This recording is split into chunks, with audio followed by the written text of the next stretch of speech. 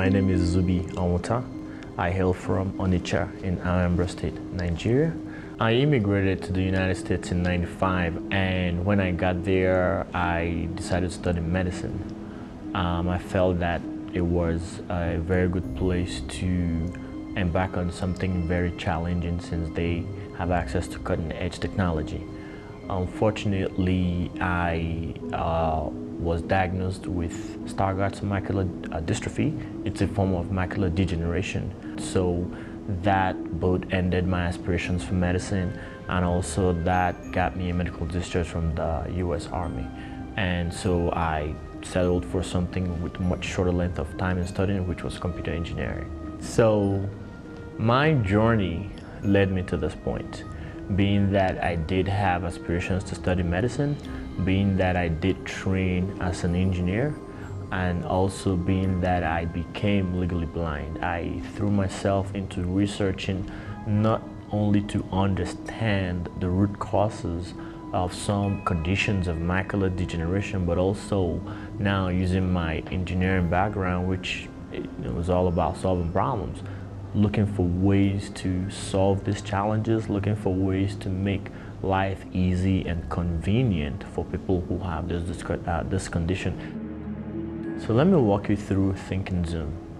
In its current state, it's a proprietary software application that runs on Google Glass. In a nutshell, ThinkAndZoom allows you to see better by just thinking. The idea behind it is that people who do not have visual impairment, all they have to do to see is look. So I thought of a way to mimic the natural way of seeing, where you now have to look, magnify things by focusing, and this is now driving visual magnification.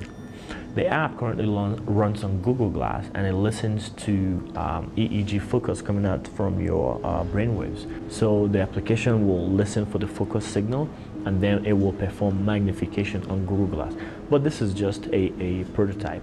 In the long run, ThinkAndZoom is poised to be a revolutionary wearable technology that attempts to address various daily living situations that visually impaired people will face.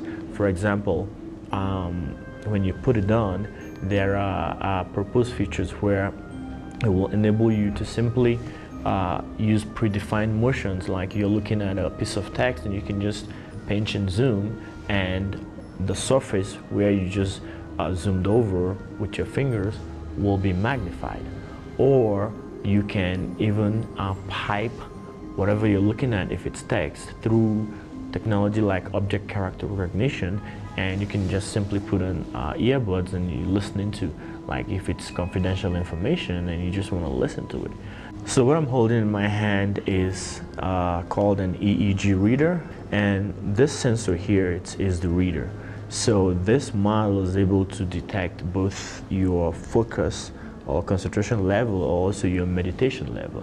For all of the ThinkAndZoom projects, we're harnessing the focus level, and this just clips to your ear as ground. And then there's also a mechanism to detect if your environment is loud, like let's say a social gathering, where it will be difficult for you to use focus, and so it'll switch off the focus, and then you can start using motion to do things, either zooming or listening.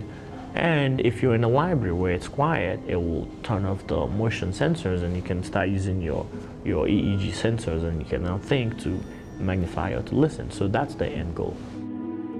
Currently, we're also trying to embark on a research to answer the question, is EEG a piece of technology that will be sustainable for daily use?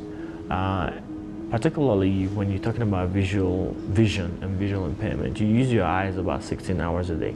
We want to make sure that you can use your focus several hours a day. And so towards that end, we've developed a game under the Think game series called Kenti. Kenti is, on one hand, a game that you can play with an EEG reader. You simply focus and you're playing a game. But on the other hand, it's a research tool. You can see the bird it's moving, and it's hands-free. So that is the technology behind ThinkAndZoom. Hands-free visual magnification, where you don't have to rely on holding a magnifier or holding a handheld or holding a pressing anything. It's just you look, you think, and you see better. So right now I'm using it to play a game. And like I explained, that Kenti is also a research tool. You can see some of the pieces of information we're trying to collect. Your focus peak, your focus average, the length of time it took you to first move the bird, or latency, and also the time it took you to play the game. Because informally, when people play the game, they all measure differently. Some people, it takes them a very long time to play the game, and some people, it takes them a short time. So that's why we're trying to conduct this research.